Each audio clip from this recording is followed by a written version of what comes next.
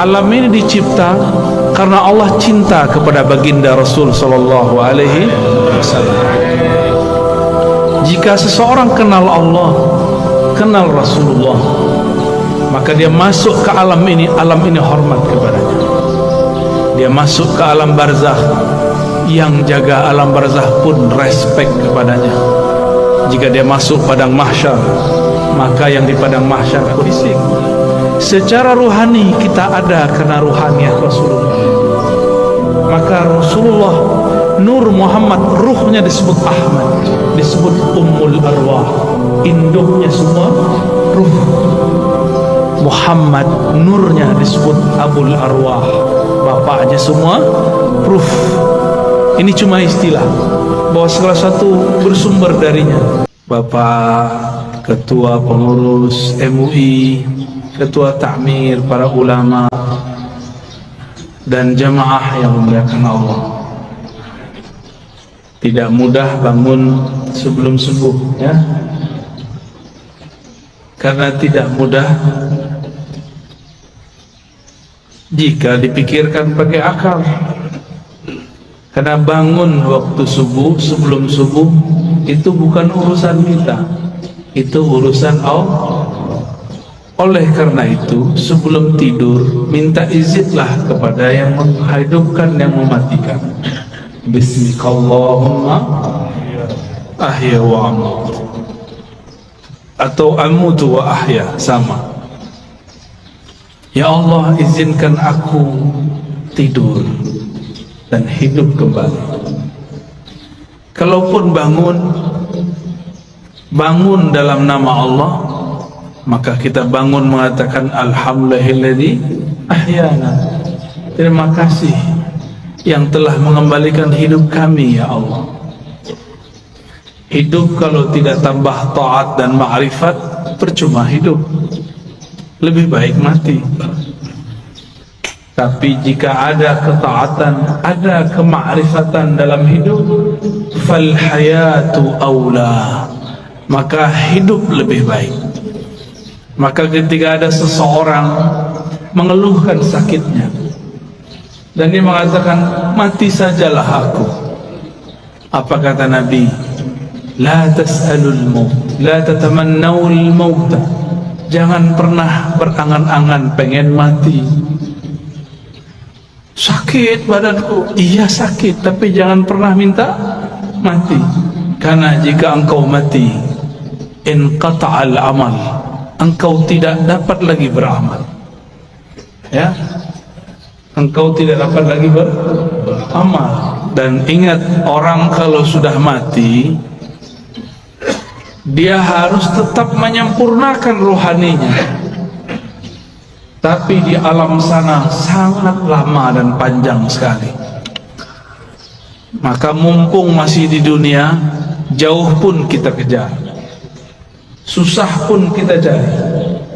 Yang penting mengenal Allah dapat dicapai di bumi, supaya jadi bekal masuk ke alam yang lain. Bapak Ibu yang melekat Allah, kalau pernah keluar negeri atau keluar kota,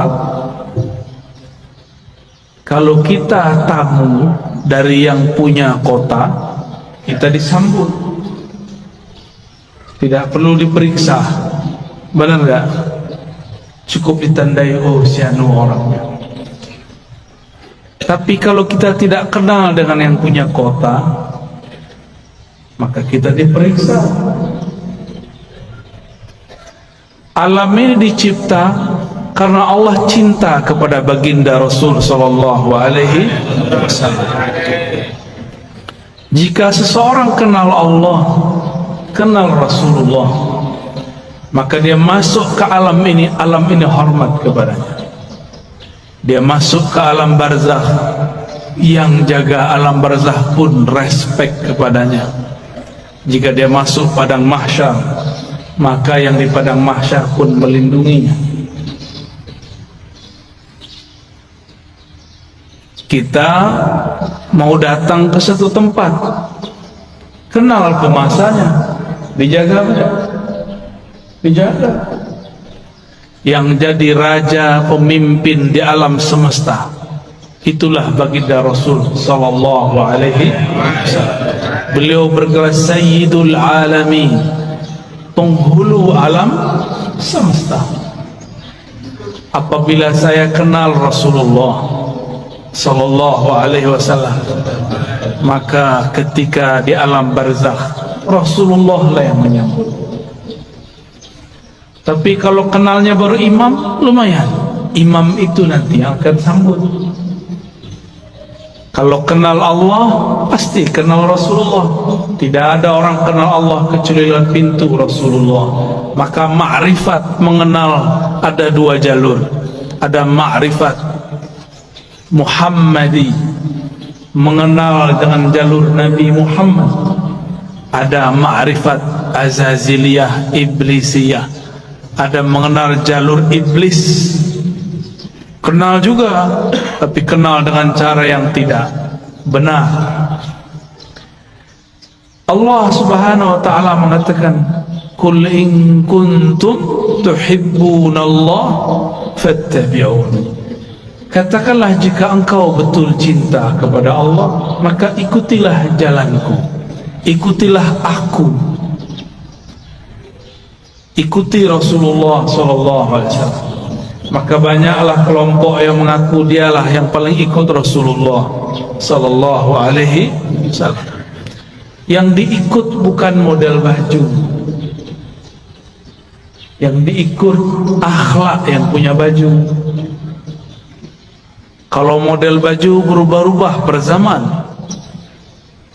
Ini bajunya kurang sunnah nih sebagiannya. Rasulullah itu suka pakai baju impor. Percaya tak? Baca Sahih Bukhari. Rasulullah selalu pakai baju dari luar negeri, dari Bahrain. Beliau tinggal di Madinah. Dari Persia, dari Romawi, dari Yaman, dari Mesir, dari Syam. Selalu memakai pakaian dari luar. Ada yang beliau beli, ada yang dibelikan. Tapi lebih banyak dibelikan orang, ya. Karena setiap kali ada orang datang, kasih beliau sallallahu alaihi wasallam hadiah. Bahkan dalam hadis yang sangat masyhur, ada seseorang memberi hadiah kepada Nabi sallallahu alaihi wasallam. Baru saja dipakai, tiba-tiba ada yang angkat tangan, "Wahai Rasulullah, demi Allah, berilah aku jubah yang kau pakai." Hadis riwayat Imam Muslim. Rasulullah tolak. Rasulullah itu Abul Arwah, Abul Alamin, bapaknya alam semesta. Karena beliaulah alam ini Allah cipta. Maka jika ada anak-anaknya minta, tidak mungkin beliau tolak. Bukan saja manusia, semua yang di alam ini meminta, pasti beliau terima. Maka beliau mengatakan, "Baik, diamlah sebentar, biar aku pakai dulu, biar senang dulu yang memberi." Kira-kira begitu kalau dia maknai. Nabi mengatakan, "Diam sejenak, aku pakai." Dipakai sebentar, berpindahlah keharuman beliau sebagian kepada jubah itu. Baru beliau memberikan kepada orang itu. Tapi setelah itu ribut, sahabat-sahabat marah kepada yang meminta. Tapi apa kata yang meminta? "Tahukah kalian untuk apa aku meminta ini? Aku meminta jubah Rasulullah untuk menjadi kain kafanku jika aku masuk kubur." Jadi beliau ingin dapat bau Rasulullah sallallahu alaihi wasallam. Keharuman Nabi tercium sampai ke langit. Beliau baru lahir, disambut oleh semua malaikat. Beliau lagi main-main, diinteli, disorot oleh malaikat-malaikat. Mereka ingin pastikan, inikah orang yang harum itu? Begitulah kata Jabir ibn Samurah, Anas bin Malik, dan sahabat-sahabat yang lain. Tidaklah Nabi melewati satu tempat, melainkan tempat itu ada harum Rasulullah di sana. Ketika Nabi pergi, harumnya masih tersisa. Sallallahu alaihi. Itulah sebabnya Imamuna Imam Malik, guru dari Imam kita Muhammad bin Idris Asy-Syafi'i, jika beliau masuk kota Madinah, beliau langsung melepaskan sandalnya dan berjalan di bawah, tidak menggunakan kendaraan apapun. Lalu orang-orang bertanya, itu raja-raja masih naik kendaraan, kenapa engkau nyeker jalan kaki? Apa jawaban Imam Malik yang wafat 179 Hijriah? Sudah jauh setelah Rasulullah, tidak bertemu fisik Rasulullah sallallahu alaihi wasallam. Apa kata beliau? Aku malu di mana ditaruh wajah Malik. Dia berjalan dengan kakinya yang gagah, di atas kendaraannya yang megah, tapi di bawah tanah ada jasad Rasulullah sallallahu alaihi wasallam.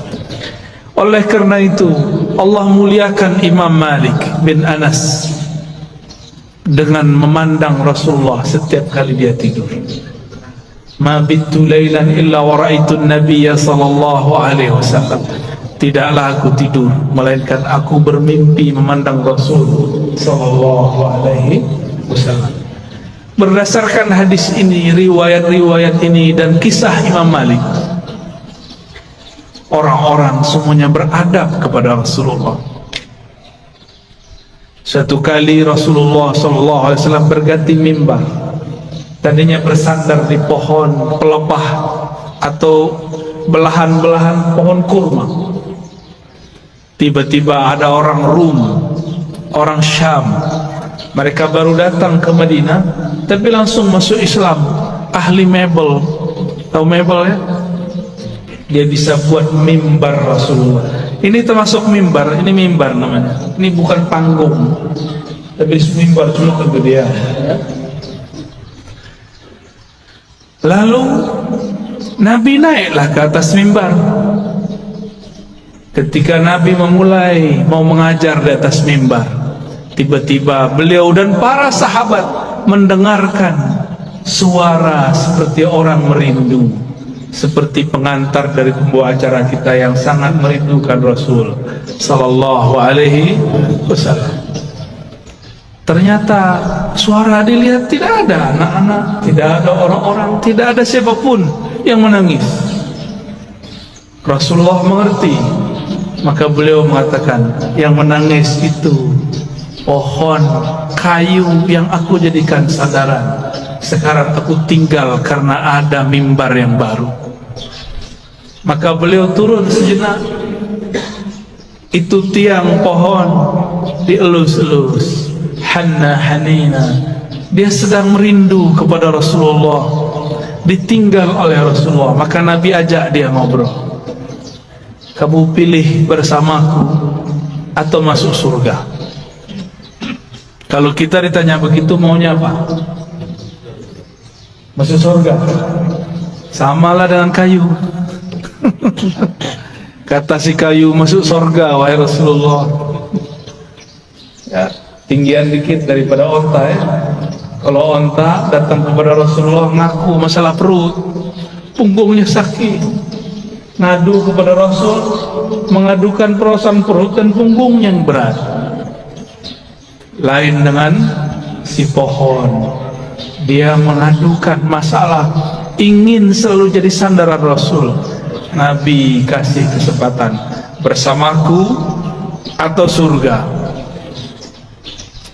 Jawabannya apa? Ya, kalau si pohon jawabnya apa? Kayu bilangnya apa? Surga, karena kayu tidak punya akal.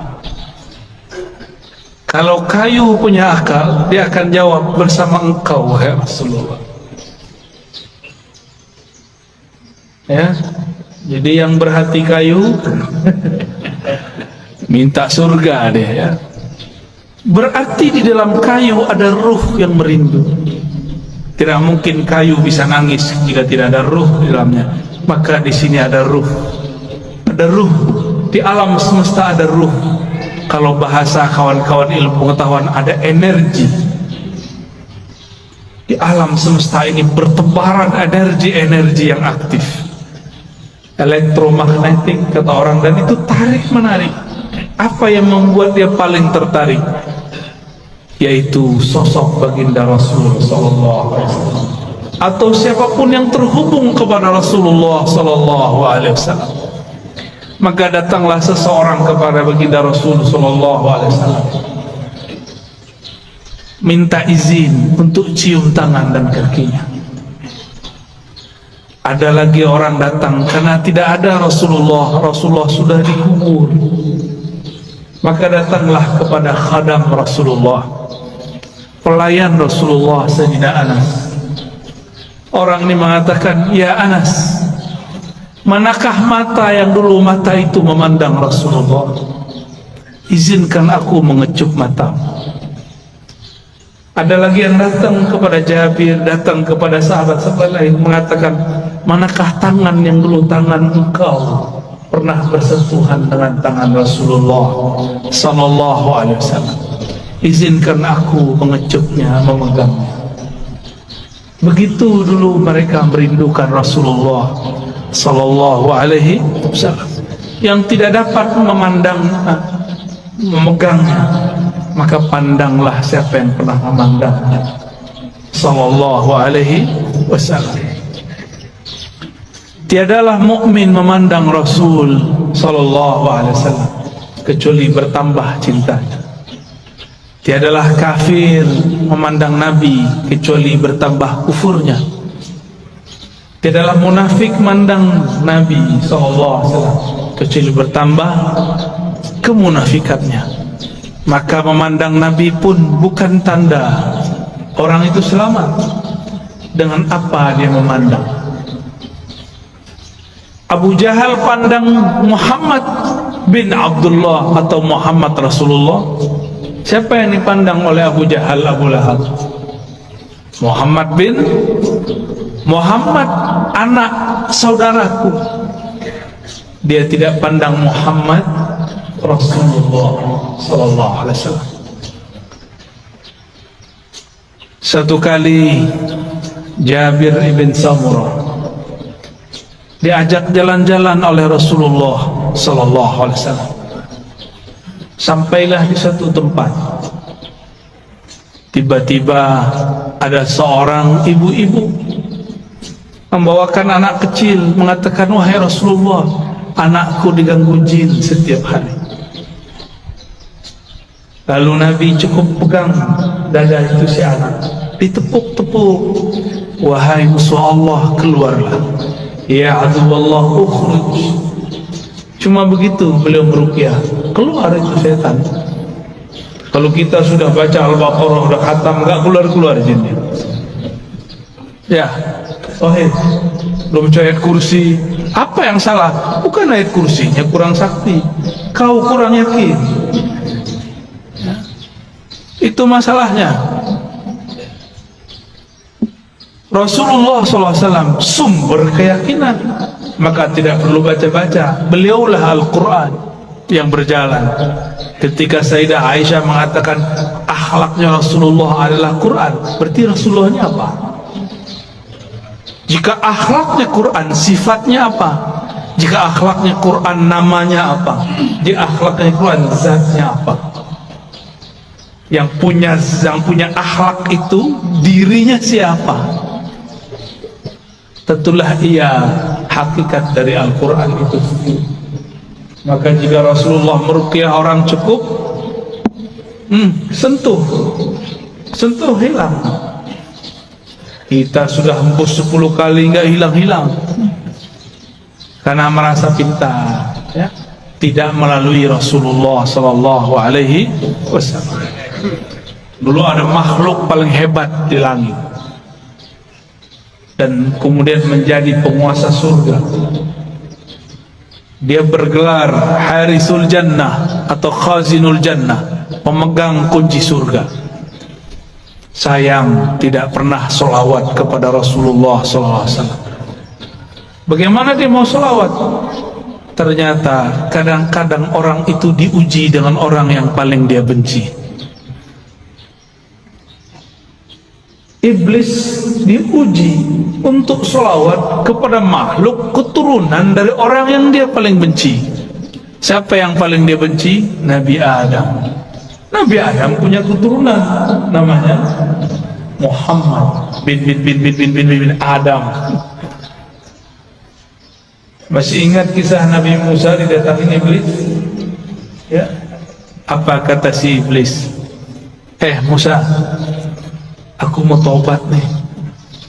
Jadi iblis pernah sadar sebentar ya. Itu sadarnya iblis pertama kali. Mus, mau taubat nih gimana nih? Apa kata Nabi Musa? Oh gampang. Nih saya tunjukin jalannya. Dulu perintah yang disuruh kepada engkau masih berlaku. Apa itu? Sujudlah kepada Adam.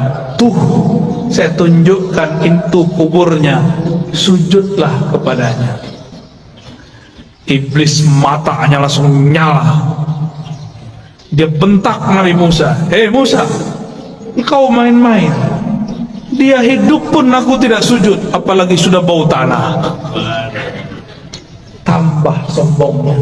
Maka tidaklah setiap hari memandang iblis kepada kekasih Allah kecuali bertambah kekufurannya.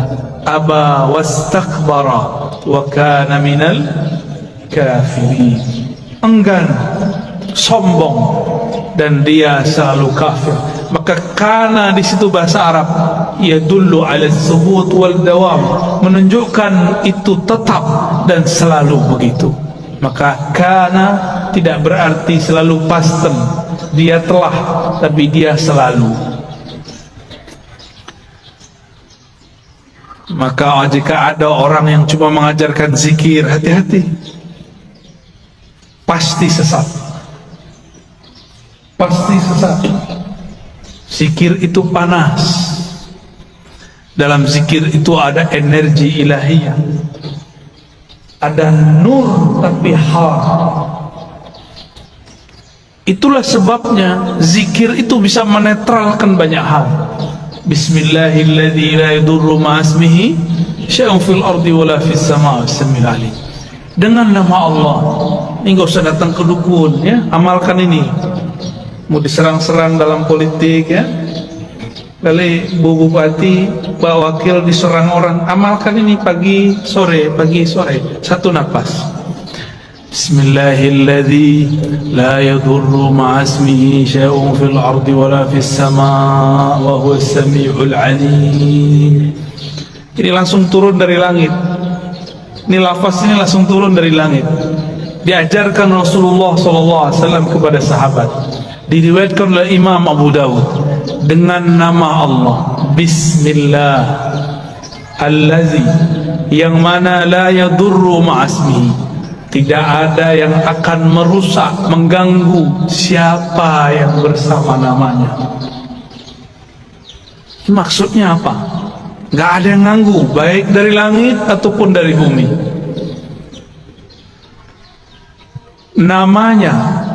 Namanya Allah, Allah titipkan semuanya ke dalam qalbu Rasulullah sallallahu alaihi wasallam. Maka orang yang datang kepada Allah lewat pancaran qalbu Rasulullah, dia langsung diterima. Kalau saya masuk kantor Bu Bupati, bawa surat sakti dari Bu Bupati, diterima nggak? Diterima. Tadi kalau bawa proposal nggak ada janjian, tolak nggak? Tolak. Biasanya kalau pegawai itu ada kartu ya, kartu pengenal diri. Apa namanya? ID card. ID card. Itu kalau kita kemana-mana pakai ID card, tertulis di situ statusnya apa. Pasti tempat itu menghormati kita. Yang dipandang bukan kita, ID cardnya. Ya, siapa yang membawa nama Allah, siapa yang bersama Rasulullah, maka dia akan dihormati di mana saja. Imam Ahmad bin Hanbal dilecehkan oleh Al-Gojo, ditelanjangi Pak. Itu Imam Ahmad bicara kepada sarungnya, wahai sarungku, tutuplah auratku, takutlah kepada Allah, engkau mempermalukan aku. Langsung naik itu, diturunin lagi oleh Al-Gojo, enggak turun-turun. Al-Gojonya takut. Mulai Al-Gojonya takut Pak. Ayah Buya Hamka mau dirampok oleh penyamun dulu di tengah jalan. Dulu kan belum ada PJR ya, belum ada polisi ngawal kalau Ustadz jalan. Dulu ayah dari Buya Hamka namanya Syekh Abdul Karim Amrullah mau dirampok, mau dibunuh oleh penyamun. Terus beliau bilang, tunggu sebentar, saya baca surat Yasin dulu. Yasin. Yasin itu nama siapa? Nama Rasulullah SAW. Terus ada teknik membacanya. Selesai baca Yasin, itu orang sudah sujud-sujud. Maaf saya, bingung beliau. Ternyata ini orang melihat sesuatu ketika Syekh Abdul Karim membaca surat Yasin. Bisa begitu Pak, tapi kalau Bapak yang baca nggak ada yang aneh. Baik. Rasulullah Sallallahu Alaihi Wasallam dielu-elukan namanya baik di langit ataupun di bumi.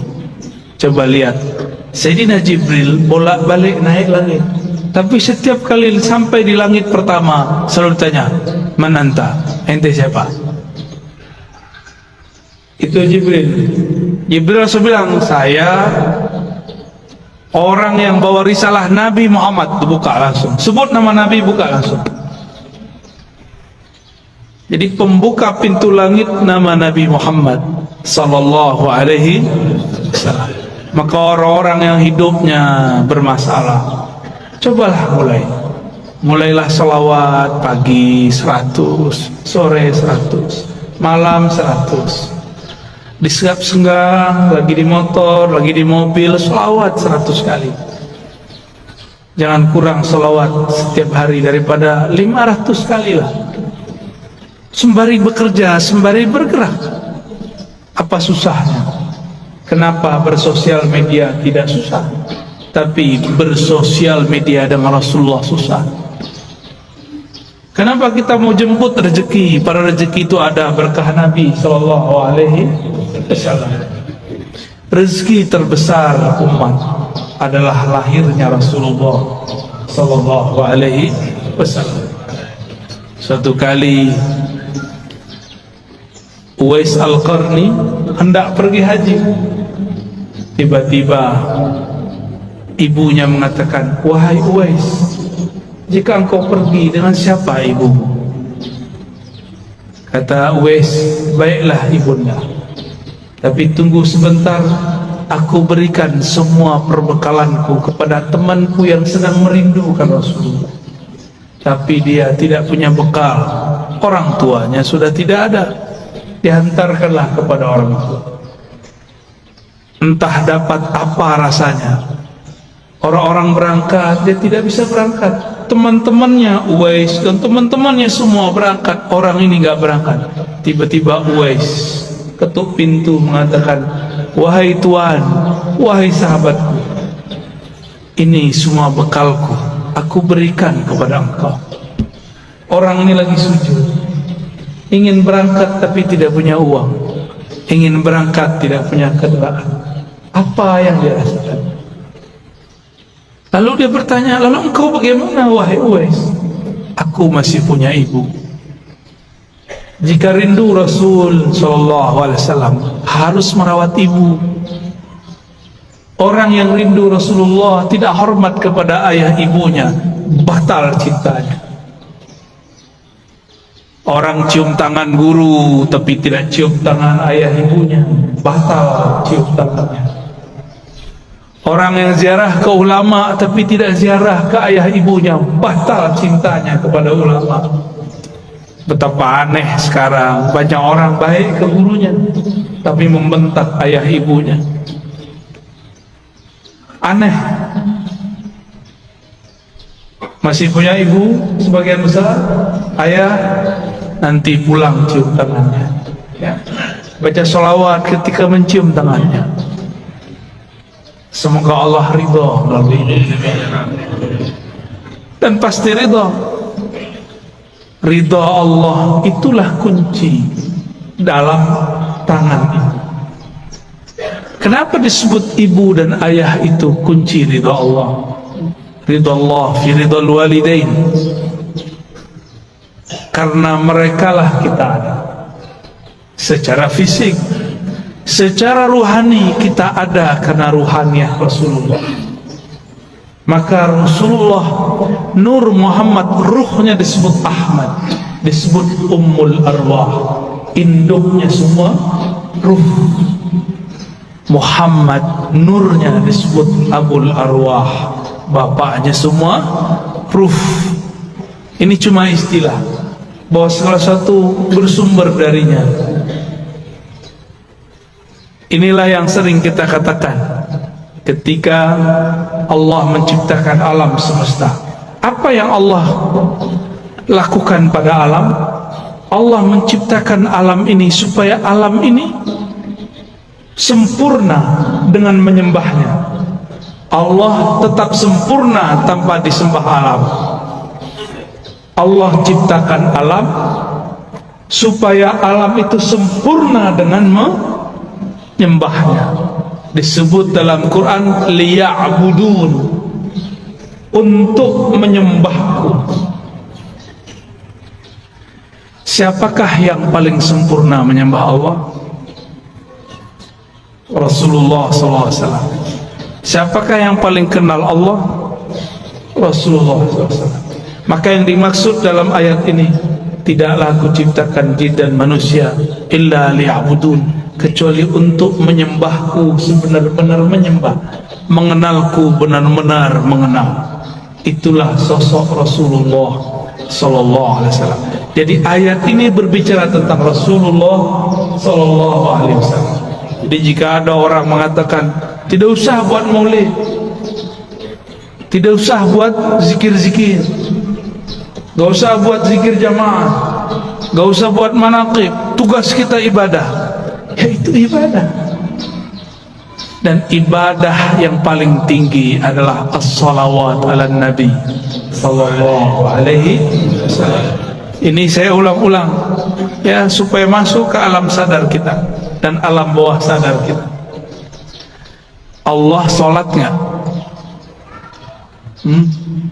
Allah sholat nggak? Allah tadi sholat subuh nggak? Nggak. Saya ulang yang kenceng dong. Allah sholat nggak? Allah haji nggak? Allah puasa nggak? Allah sedekah nggak? Tapi Allah bersalat. Innallaha malaikatahu yusholluna 'alan nabi. Jadi sebelum ada salatnya kita, Allah sudah salawat kepada Nabi. Sebelum ada zikir, baca Quran, ngaji kita, belum ada thariqat kita, belum ada mazhab kita, belum ada manhaj kita, belum ada. Allah sudah bersalawat. Maka ciri-ciri musuh Allah, dia benci orang salawat. Meskipun sorbannya 7 kali lilit, meskipun jenggotnya sepanjang tali apa? Tali rapia. Bapak kayaknya kesal banget orang itu ya. Korban sepertinya ini ya. Nggak ngaruh ya. Tidak ngaruh, tidak berpengaruh. Bapak Ibu yang melakukan Allah, karena salawat itu adalah fiilnya Allah. Salawat itu apa? Apa arti fiil? Kerjanya Allah. Dengan salawat itulah Allah menciptakan alam. Salawat itu artinya cinta dan kasih sayang. Maka kalau kita salawat, Allahumma salli ala Sayyidina Muhammad, apa artinya? Ya Allah, sampaikan cinta, salam, kasih sayang kepada baginda Nabi Muhammad. Jadi sholawat itu jangan pakai terjemahan biasa. Ya Allah beri sholawat ke Nabi Muhammad. Itu bukan memaknai. Itu namanya translate, menterjemah. Bersolawatlah dengan rasa. Bersolawat dengan rasa. Kita mengatakan, Ya Allah, baligh salami wa salati ala Sayyidina Rasulullah. Sampaikan salamku, rinduku, cintaku kepada Rasulullah sallallahu alaihi wasallam. Kalau sudah cinta, apapun yang disuruh, yang dimintanya, mau nggak? Dulu kita belum kenal orang, ngasih 500-nya susah. Sekarang sudah jadi pasangan, mau diminta 5M, kalau ada kita kasih, kalau nggak ada sholawat. Jamaah subuh yang diberkahi Allah, bahkan subuh ini ada karena salawat kepada Rasulullah sallallahu alaihi wasallam. Was-subhi idza tanaffas, begitu ayatnya. Demi waktu subuh yang berhembus, yang bernafas. Jika Allah tidak bernafas dengan salawatnya, maka bunyi nafasnya Allah salawat kepada Rasulullah sallallahu alaihi wasallam. Maka niatkan hidup ini untuk bersalawat kepada Rasulullah. Inilah yang disebut takhallaqu bi akhlaqillah. Tirulah fiil-fiilnya Allah, tirulah akhlaknya Allah. Allah itu mencipta alam dalam salawatnya karena cinta kepada Rasulnya. Maka beramallah karena cinta, bukan lagi buat maulid, buat manakib karena ada hajat. Pak Kiai, Pak Ustadz, doakan saya bisa beli apa? Beli rumah. Pak Kiai, doakan saya beli mobil. Pak Kiai, samalah kau dengan onta, ya. Onta datang ke Nabi, ya Rasulullah, perutku lapar, tugasku banyak, tuanku nggak tahu diri. Onta datang nangis, yang dikadukannya bukan ya Allah Rasulullah izinkan aku bersamamu, nggak ada dia ngomong begitu. Onta, paham onta? Si kayu ngomong, aku ingin di surga aja. Tapi beda dengan Abu Bakar, beda dengan Umar, beda dengan Utsman, beda dengan Ali. Mereka ingin jadi pintu-pintunya Rasul. Maka ujung dari pintunya Rasulullah, pintu terdekat Sayyidina Ali. Apa kata beliau? Aku kota ilmu, Alilah pintunya. Maka tiada satu mazhab, satu manhaj, satu aliran, satu pemikiran yang sahih kecuali sanadnya bersambung kepada Sayyidina Ali. Tapi syaitan tidak tinggal diam. Dia buatlah, dia campur adukkanlah cinta kepada Ali dengan benci kepada sahabat. Namanya kelompok Rafidah, kelompok yang membenci sahabat Rasul sallallahu alaihi wasallam.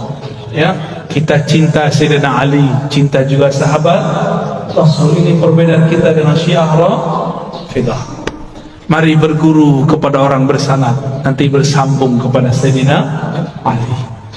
Lebih kurang itu pengantar rindu yang dapat saya sampaikan. Ya, di sela-sela rihlah. Rihlah artinya perjalanan.